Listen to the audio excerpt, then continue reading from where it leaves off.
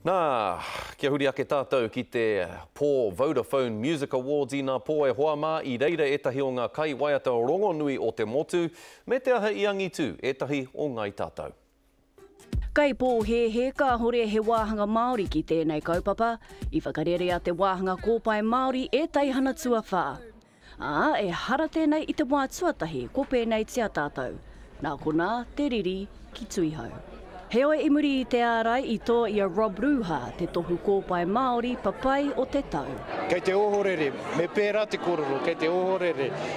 No te mea taku whanaunga atama, koe ia kei runga, kei te whiringa whaiti.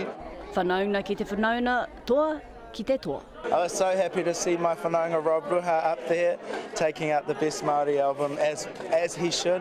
Tama Waipara, fill up the silence.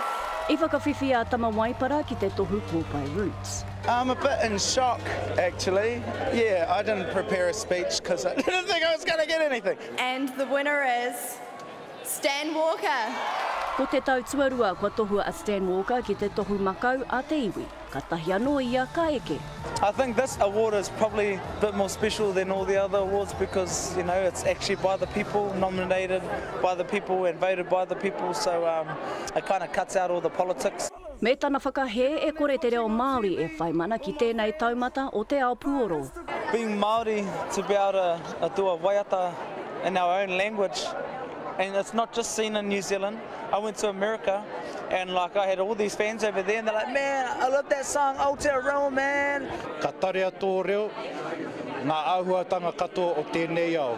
Kaua tētahi, kaua e tuku mā tētahi koe e whakaiti iho i tō reo, no te mea anei te taonga ka whakawhiwhia ki o ringa, ka hiringia ki tō ngākau. Engari ia te manoko nui, kia pāhoai te wāhanga Māori a te rātau, ki tēnei te pōtuku taonga nui rawa o te ao waiata o Aotearoa. Pea te Melbourne, te karere.